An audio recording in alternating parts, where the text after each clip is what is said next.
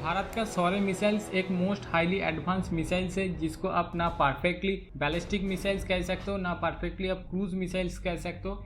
ये बैलिस्टिक और क्रूज दोनों मिसाइल का प्रयुक्ति मिलाकर एक नया जनरेशन और नया टाइप का मिसाइल बनाया गया है जिसको कई defence expert quasi ballistic missile कहते हैं और कई डिफेंस एक्सपर्ट ये कहते हैं ये एक हाइब्रिड मिसाइल है। और ये मिसाइल आने वाले वक्त में बहुत ही ज़्यादा कारगर साबित होने वाला है क्योंकि इस समय पे हर एक कंट्री अपने देश की नेशनल सिक्योरिटी के लिए हर एक कंट्री अपने देश के अंदर ही या डिफेंस सिस्टम को डेवलप कर रही है या तो बड़े से बड़ी या डिफेंस को अपने आर्म फोर्स में इंडक्ट कर रहे हैं। और इस समय पे जो बैलिस्टिक मिसाइल और क्रूज मिसाइल बनाया गया है वो आने वाले 20-30 सालों में काफ़ी ज़्यादा पुराना मॉडल हो जाएगा और काफ़ी ज़्यादा वैल्यूलेस हो जाएगा। जैसा कि भारत अग्नि 1 को रिप्लेस कर रहा है अग्नि 1 प्राइम से। ये मिसाइल तब का बहुत काफ़ी ज़्यादा दिक्कत देने वाला है क्योंकि दिन पे दिन एयर डिफेंस सिस्टम में राडार और सेंसर काफ़ी ज़्यादा तेज़ी से अपग्रेड हो रहा है, काफ़ी ज़्यादा शक्तिशाली बनता जा रहा है। और इस समय पे जो बैलिस्टिक और क्रूज मिसाइल से ये उस समय पे काफ़ी ज़्यादा वैल्यूलेस हो जाएगा उस समय के राडार और सेंसर के सामने। क्वासी बैलिस्टिक मिसाइल्स के बारे में जानने से पहले सबसे पहले जानना होगा बैलिस्टिक मिसाइल्स और क्रूज मिसाइल्स है क्या, ये कैसे काम करता है। बैलिस्टिक मिसाइल्स एक ऐसा मिसाइल है जो आप फायर करते हो एक पॉइंट से एक टारगेट की तरफ, ये सिंगल रूट फॉलो करके उस टारगेट के ऊपर गिर जाता है। जैसे आप इस वीडियो में देख सकते हो ये सिंगल रूट होकर उस टारगेट के ऊपर गिरता है और ये किसी भी एक्स्ट्रा की रूट फॉलो नहीं कर सकता है। और इस बैलिस्टिक मिसाइल्स को आप गाइड नहीं कर सकते हो क्योंकि ये एक बहुत हाइपरसोनिक स्पीड में रहता है और दूसरा इसका वजन ये जब टर्मिनल फेस में पहुंचता है तो उस समय पे ग्रेविटी फोर्स इस मिसाइल को कंट्रोल करता है उस टारगेट के ऊपर पहुंचने में। और ये मिसाइल्स एक बार फायर कर दिया है तो उस मिसाइल को आप कंट्रोल नहीं कर सकते हो, ये डायरेक्ट जाकर उस टारगेट के ऊपर डायरेक्ट जाकर गिरेगा। पिछले ईरान इराक वार में सबसे ज़्यादा बैलिस्टिक मिसाइल इस्तेमाल किया गया था और उस वार के बाद काफ़ी ज़्यादा तेज़ी से बैलिस्टिक मिसाइल का इस्तेमाल बढ़ गया है। आए दिन हर एक देश नया नया बैलिस्टिक मिसाइल्स अपने आर्म फोर्स में शामिल कर रहा है। क्रूज मिसाइल एक ऐसा मिसाइल है जो आप फायर करने के बाद टारगेट में पहुंचने तक ये इस मिसाइल को आप गाइड कर सकते हो। इस मिसाइल कितने ऊंचाई पे रहेगा, कितने स्पीड में ये मिसाइल उस टारगेट की तरफ रवाना होगा, कौन से रूट में इस टारगेट में पहुंचेगा, टोटली ये गाइडेंस सिस्टम सैटेलाइट और इंटरनल नेविगेशन सिस्टम के द्वारा इसको गाइड किया जाता है।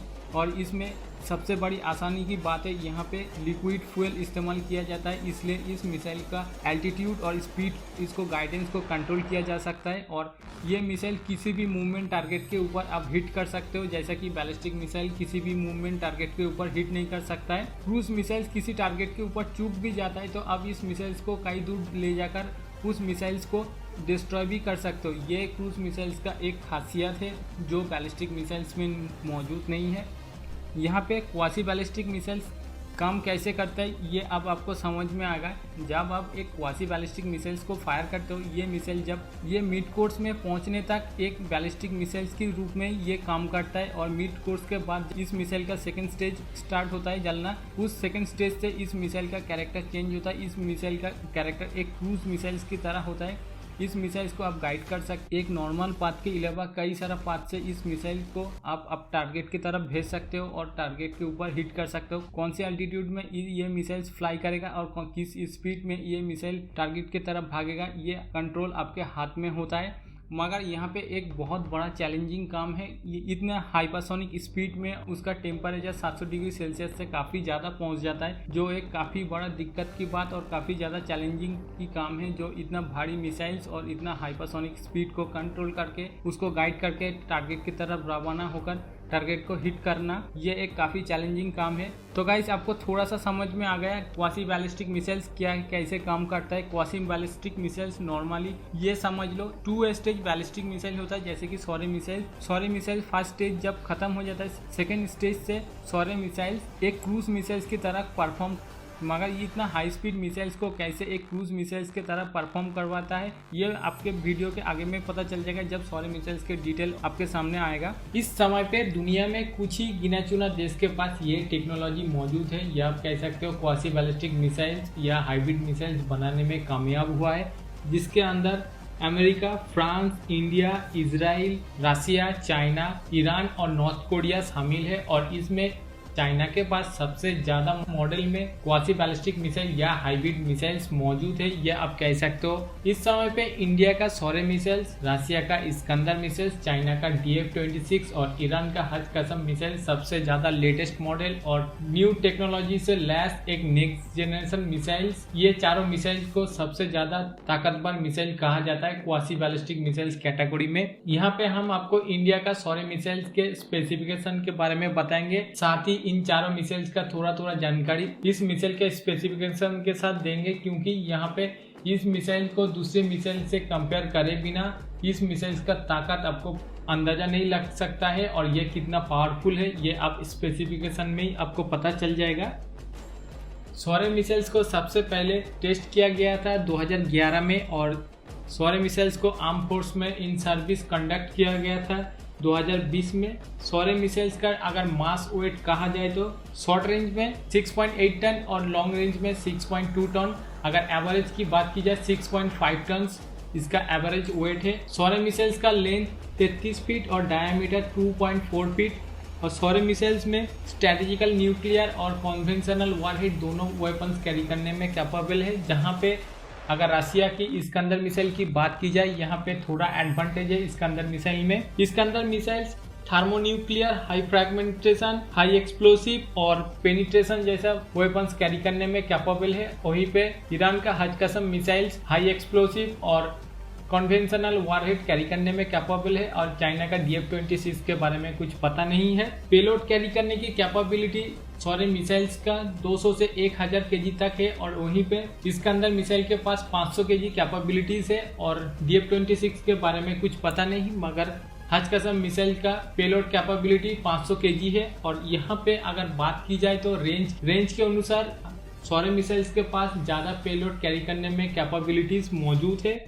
ये आपको वीडियो में आगे में पता चल जाएगा थोड़ी देर में। यहाँ पे इस्कंदर मिसाइल को छोड़कर सभी missiles 2 stage solid fuel propellant वाला मिसाइल से यहाँ पे सभी मिसाइल को सॉलिड फ्यूल का इस्तेमाल किया गया है। रेंज के मामले में सौर्य मिसाइल 700 किलोमीटर से लेकर 1900 किलोमीटर तक सौर्य मिसाइल्स का रेंज है। वहीं पे इस्कंदर मिसाइल का 500 किलोमीटर रेंज और DF-26 यहाँ पे थोड़ा एडवांटेज में है 2500 किलोमीटर। ईरान का हज कसम मिसाइल्स 1400 किलोमीटर। जहाँ पे अगर बात की जाए सौर्य मिसाइल्स का, सौर्य मिसाइल यहाँ पे काफी ज्यादा एडवांटेज में है, दिखाई दे रहा है। 700 लेकर 1900 किलोमीटर तक मार करने की क्षमता है। यहाँ पे सभी मिसाइल्स लॉन्च के बाद 50 किलोमीटर एल्टीट्यूड में फ्लाई करने में कैपेबल। स्पीड की बात की जाए सौर्य मिसाइल्स का 7.5 माक और जहां पे रशिया का Iskander missile 6 Mac. Iskander missile से 1.5 मैक ज्यादा सौर्य मिसाइल का स्पीड है वहीं पे। और ईरान का हज कसम मिसाइल 12 मैक। यहाँ पे ईरान का हज कसम मिसाइल का थोड़ा सा एडवांटेज है सौर्य मिसाइल्स के तुलना में, मगर रेंज और वॉरहेड कैपेबिलिटी के मामले में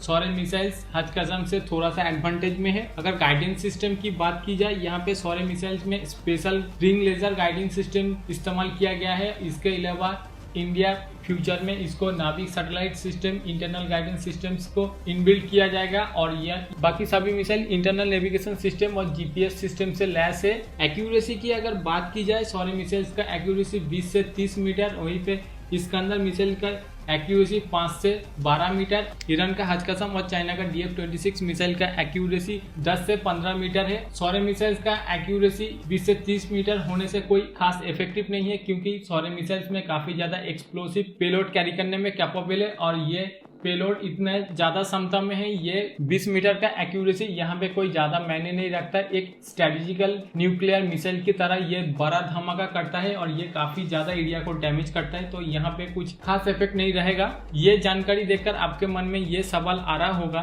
सौर्य मिसाइल्स एक twin stage solid fuel missile से और इसको कैसे गाइड किया जाएगा, जबकि इसका स्पीड एक हाइपरसोनिक स्पीड है और एक बार सॉलिड फ्यूल अगर जल जाता है तो जब तक ये खत्म नहीं होता है तब तक ये अपना स्पीड को कम नहीं करता और ये इसका स्पीड गाइड नहीं किया जा सकता। अगर इसमें लिक्विड फ्यूल होता तो यहाँ पे आसानी से इसको गाइड किया जाता है। ये इसमें कैसे गाइड किया जा सकता है ये आपको हम डिटेल में बताते हैं।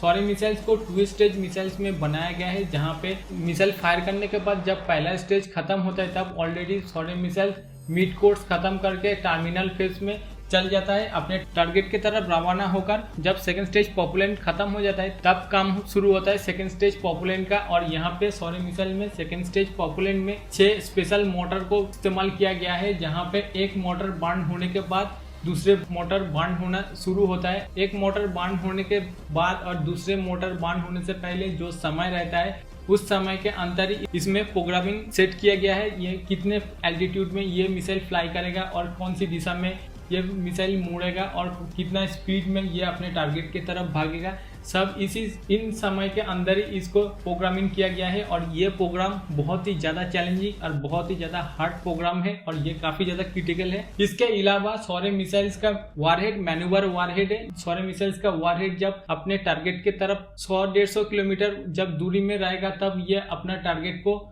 मूव करेगा, जैसे कि जिगजैग या टेरामेरा होकर अपने टारगेट की तरफ आगे बढ़ेगा। और इस समय पे किसी भी एयर डिफेंस सिस्टम को इसको ट्रैक करना बहुत ही नामुमकिन काम है, क्योंकि एक एयर डिफेंस कैसा काम करता है आपको बता दूं। एक एयर डिफेंस सिस्टम किसी भी बैलिस्टिक मिसाइल्स और किसी भी क्रूज मिसाइल्स को सबसे पहले उसका कैरेक्टर पहले ये पता लगा लेता है, ये बैलिस्टिक मिसाइल्स है या क्रूज मिसाइल्स। उसके बाद इस मिसाइल के अनुसार ये एक पॉइंट को टारगेट करता है, जैसे कि उस पॉइंट में बैलिस्टिक मिसाइल्स या क्रूज मिसाइल्स आके पहुंचेगा या डिफेंस मिसाइल्स उस पॉइंट में जाकर बैलिस्टिक मिसाइल्स या क्रूज मिसाइल्स को एलिमिनेट कर देगा।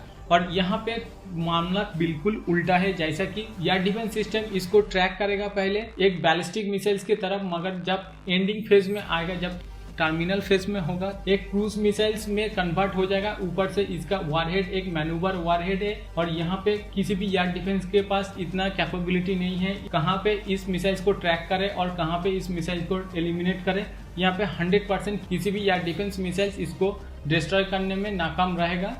तो गाइस आप ये समझ सकते हो भारत का सौर्य मिसाइल्स एक फ्यूचर का एक नया गेम चेंजर वेपन है। और ये था सौर्य मिसाइल्स के बारे में थोड़ा जानकारी। और भारत में सौर्य मिसाइल्स के बारे में ज़्यादा जानकारी या ज़्यादा हाइप नहीं मिला, ये क्यों नहीं, इसके बारे में पता नहीं, या ये इसका 2 कारण हो सकता है। या तो यहाँ पे इंडियन आर्मी इसको छुपाने की कोशिश कर रहा है, किसी भी देश उसके सबसे घातक वेपन के बारे में ज़्यादा पब्लिसिटी नहीं करता है, उसको ज़्यादातर छुपाता है। या तो इस मिसाइल्स का और भी ज़्यादा बड़ा कारण हो सकता वो कौन सी वजह है ये आप कमेंट करके जरूर बताना। और ये सौर्य मिसाइल्स के बारे में जानकर आपको क्या जानकारी मिली और इसके अलावा आपके पास कुछ जानकारी हो तो कमेंट करके बताना। देखने के लिए थैंक यू वेरी मच।